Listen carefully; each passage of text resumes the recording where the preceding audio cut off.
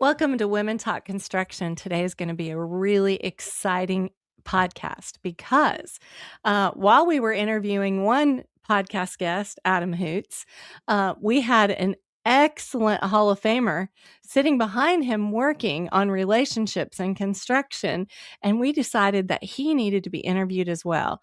He's working at Clemson University as a lecturer. Adam thinks really highly of him, and after just a few moments of talking with him and seeing what his history and what he does every day, we're going to talk with him about his passion today, and we think it's really going to inspire our audience. Angela, thanks for being here with me. Yes. One more comment. He's a past Clemson basketball player, right? Yes, that's how he's the Hall of Famer. That is so cool. And one thing I just want to point out that I found out from a football player there is that it's really hard because you went to Clemson, so it's really hard to be an athlete and get your college degree at the same time. I mean, that's a pretty big feat just in itself. I was fortunate to have that opportunity, but to be clear, I was a walk-on basketball player on a freshman team here at Clemson. Nice. Wow. That was during an era when the freshmen were only able to play 3 years of their sport in a university. The rules changed the following year that allowed freshmen to enter into all of the varsity sports activities. So interesting. Just that little caveat to make it clear. But it was a great experience. Had a wonderful coach, someone who was an excellent teacher as well as a coach, excellent mentor, and taught great values, principles that exist that really principles do matter in sports, and the games do count. But he made sure that we practiced well, that we contributed in our particular role.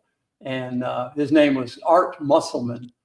He passed away just about 2 years ago. But when he left Clemson after my freshman year, he joined Norm Sloan at North Carolina State, and he was part of the coaching staff that led North Carolina State Wolfpack to a national title in 1974. So, wow, great stat. Great opportunity. Well, it sounds like you got a lot of inspiration early on in your career, right? You were inspired by some really great leaders and mentors from the sounds of it. So tell us a little bit about, I know Adam's been bragging on you. Tell us a little bit about what your passion is. And today we've called you the humble relationship builder in construction. So tell us a little bit about what that looks like, because we don't have a lot of those titles in our industry. Yeah, it's about servant leadership, I think. And I was fortunate. I entered construction quite by accident. When I was a high school student, 16 years old, looking for summer work, someone introduced me to asphalt paving. And I'd never done any kind of construction work, didn't have any family members who worked in construction. But I became a member of a road crew, a group of people. I was very unique in that group of people, age-wise, and many other aspects. I was very unique. But the people on that crew, not just the owner of the company, a family-owned business who was kind enough to put me to work, but the people that I worked with genuinely could see that I was interested in helping. I was interested in learning, and they just kind of brought me in and taught me what I needed to know to help them, and again to fill the role that I had, do my part to help them make their part go a little easier. And some of the names I still remember: Tommy Mitchell, Wesley Nance, Roy G, Garfield Dawkins. These are people that over almost 50 years ago now that meant a lot to me and really taught me what it means to help build relationships. Well, and that's a really good point too that you made. For all those young listeners that are listening today or watching on YouTube, show up on time, be willing to learn, be willing to listen, and put your best foot forward, and you can go anywhere, right? Yeah. Yeah. Exactly. Yeah. Yeah, and listen to what Tom just said too, because remember, he remembers all of those cool Names. names and people that inspired him, taught him. That's what we need today. We need to grab all the knowledge we can from those project managers, superintendents, whoever's on your project that's getting ready to age out. They are the experts and they will guide you. But now, Tom, you're transitioning into the college world of teaching construction science, and you're teaching, I hear, two topics, which is building high performance teams and the human side of construction, along with negotiation. So tell us a little bit about that.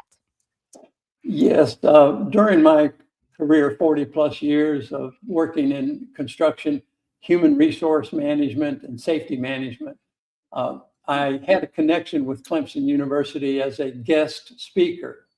And those opportunities to just be in the college classroom, invited there to talk about particularly human resources and safety as they tied in with those professors' classes.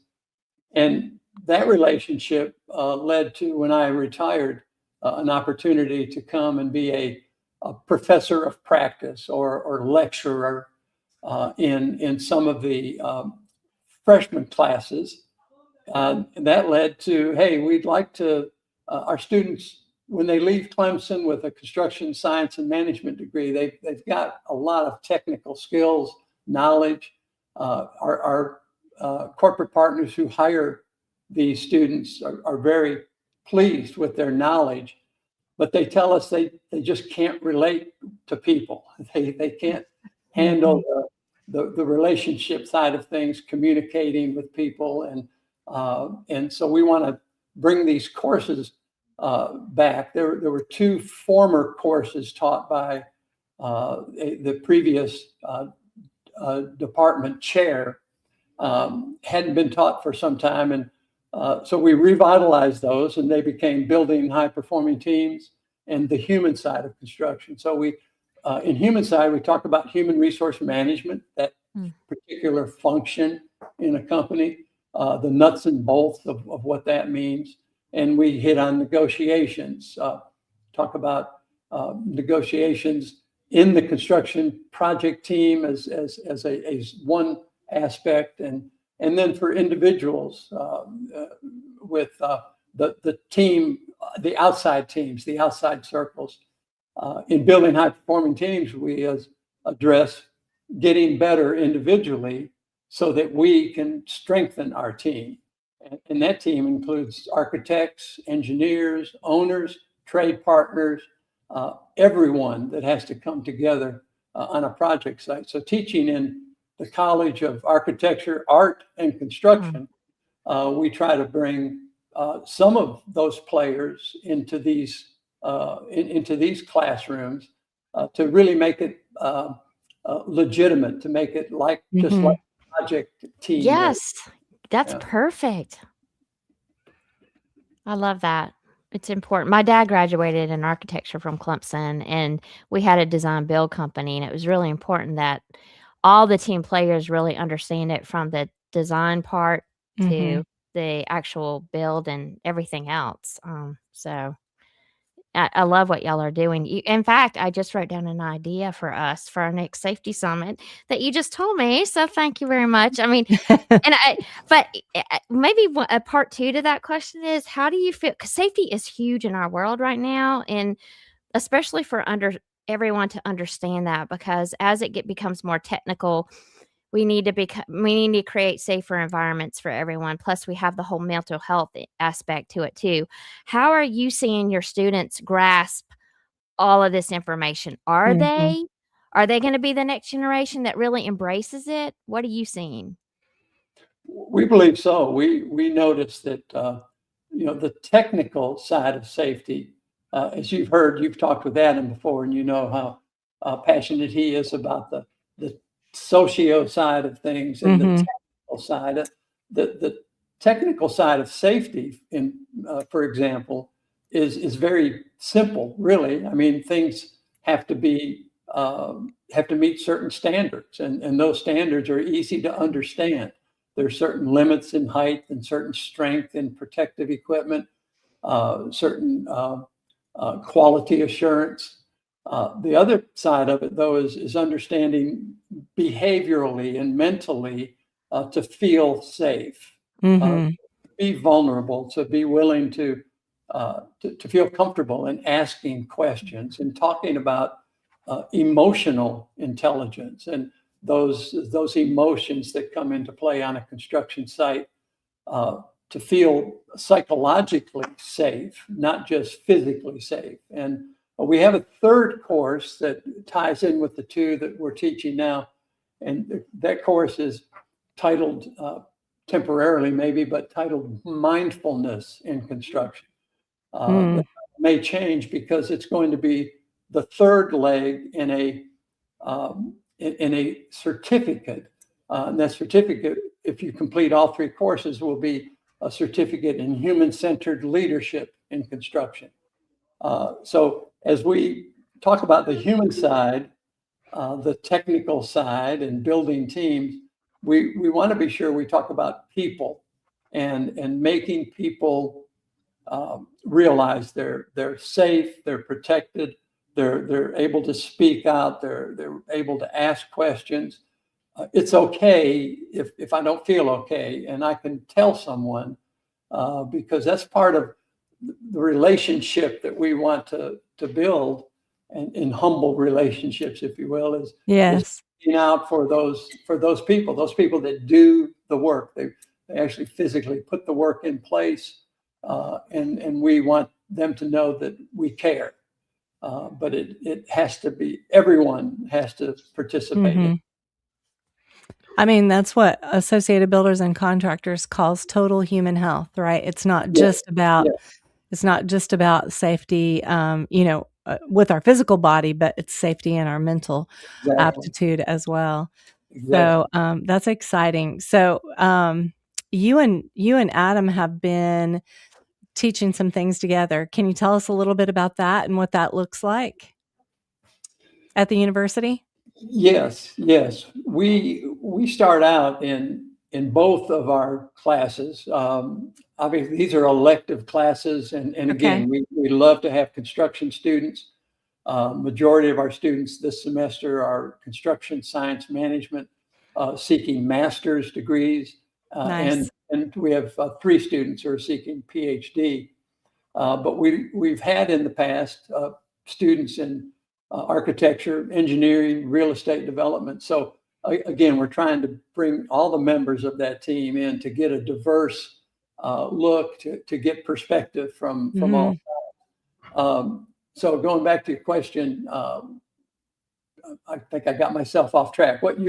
No, just that, what does that look like when you and Adam get together? Because Adam's so focused on lean, right? And of course, total human health. You're also focused on total human health, but you're a lecturer as well, and you're trying to build high performance teams. So when you guys get together, what is your focus if you've only got an hour to talk? Yeah, we try to bring it all together. The goal is to build a quality project safely.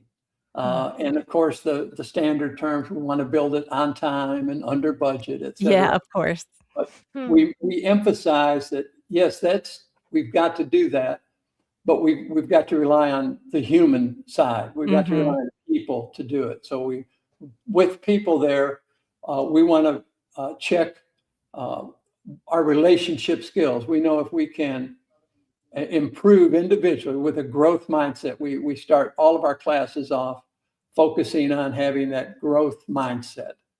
We know that we can get better.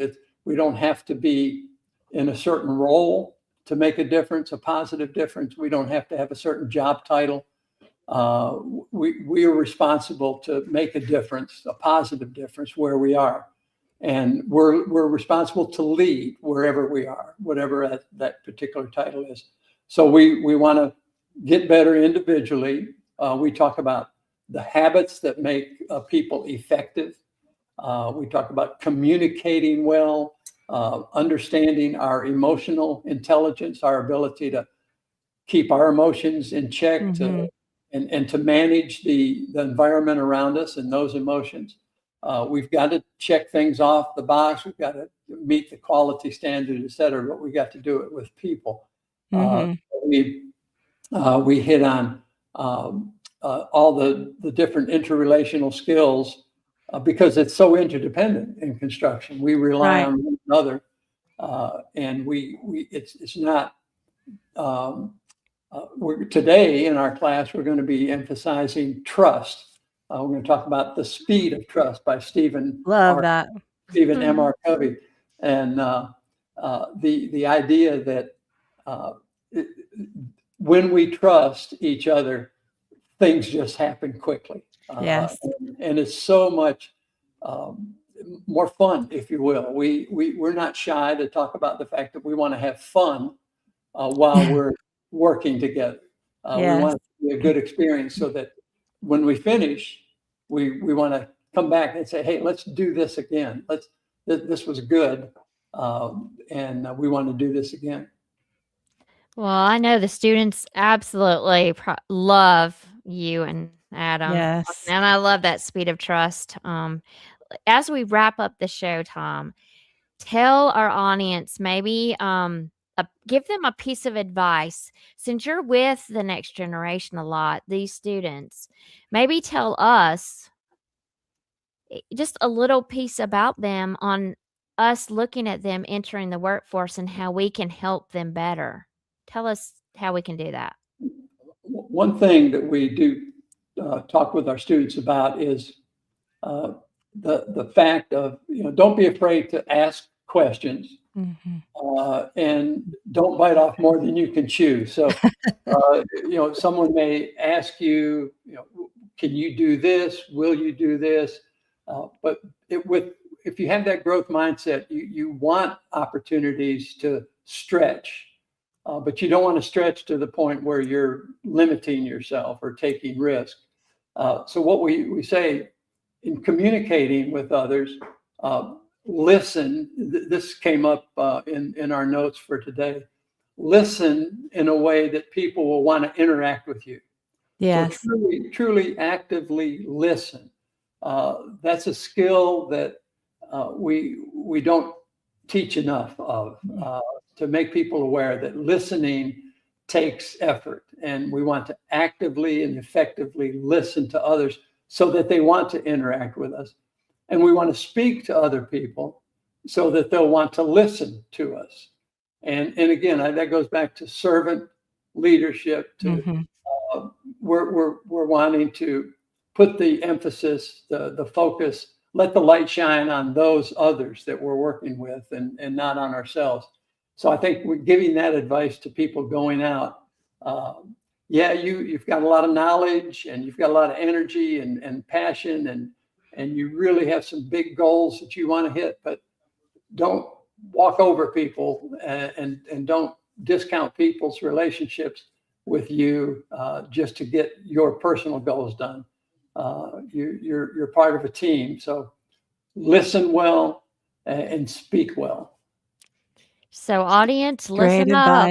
Tom is sharing that we all need to know that these students coming out of Clemson and probably so many other schools, technical schools, high schools, are really being trained by people like Tom and Adam to learn these really cool, like listening, communication, not taking on too much. I know I did. All of these things that are so important to learn early on. So Tom, we so appreciate you being on today. Can you share with our audience how they can get in touch with you? Yes, I can. Get in touch with me through LinkedIn. I'm not real active, but I try to keep my page up to date and on that platform. My email address is my first initial last name, T. Fuduric, without the C, no C, because the C comes next with at Clemson.edu. T Fuduric at Clemson.edu. Happy to respond to your emails there. And I guess that's probably the best two methods. Perfect. Well, an Thank audience, you. his link will be on our website. So go check Yep. it out if you want to go directly to his LinkedIn profile. And we so appreciate you, Tom, and we appreciate all of our audience being on today and listening to some wise words from Yes. Thank Tom. you for the wise counsel, Tom. Thank you for the opportunity to visit with you.